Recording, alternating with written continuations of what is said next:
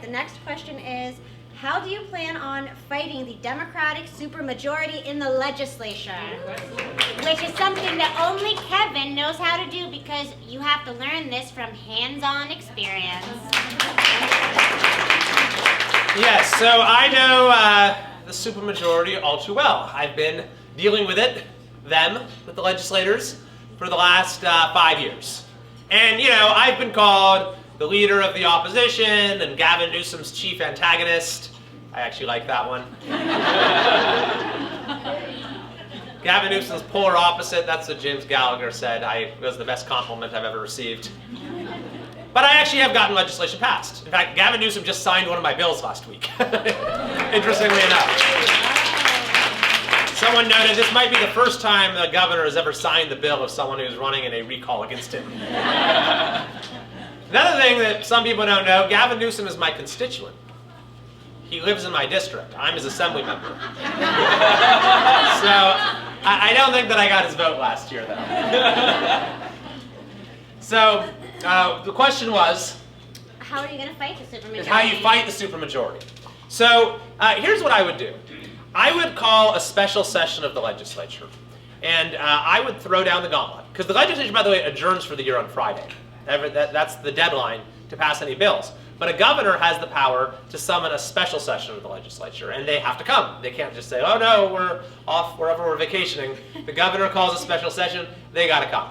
And I would throw down the gauntlet. I would say, take your job seriously, start governing in the public interest at long last, or face the same fate as Gavin Newsom in next year's election.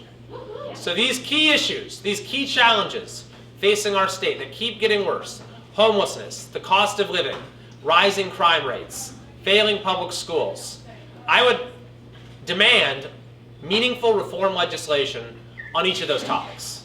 And I know from working with these people the last 5 years, the one thing that legislators respond to is political pressure, the fear of losing their job. So when they see the governor lose his job, it's going to be a whole new ballgame.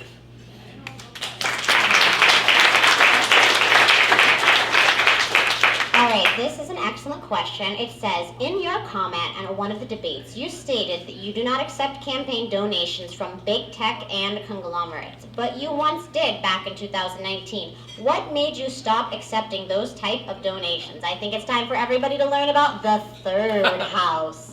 Yeah, so this is what I was explaining before, that every legislator receives huge sums of money from these big special interest groups. When I first ran for the legislature in 2016, I did not. I was a sort of outsider candidate, had never run for anything, and we had 11 candidates in our primary, and we had a grassroots volunteer-driven campaign and managed to get a few lucky breaks along the way and managed to win the race. But as soon as I got elected, I was a legislator, and they just automatically send checks to legislators. In fact, there's a special name for this core of lobbyists called the third house. They hold events for legislators during the week. The same person will go to a fundraiser for a legislator and then the next day be in their office talking to them about a bill.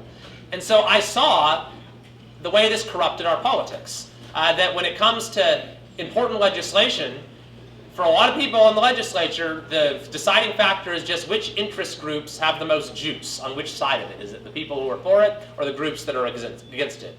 Or another example, when it comes to the committees that you're assigned to, you'd think that people would want to be on the committees on topics that they're interested in. Like I got there and I said education is a very important issue to me. I want to be on the education committee. So I have been, I'm the vice chair of the education committee. But the most coveted committees are what are known as the juice committees, which you might not have even heard of these committees. There's like the Governmental Organizations Committee. There's the Businesses and Professions Committee.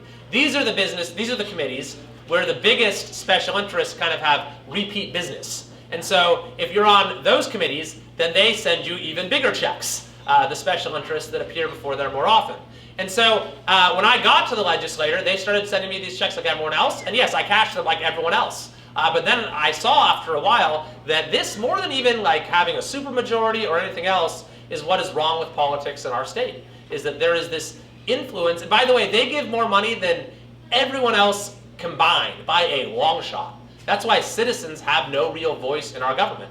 And so I did something that no other legislator has done, at least in recent memory. I said I'm not going to accept a single contribution from special interest groups going forward. And in this campaign, it's the first, I believe, modern major campaign for governor in California history that has refused all special interest funding. We've received contributions from over 7,000 citizens.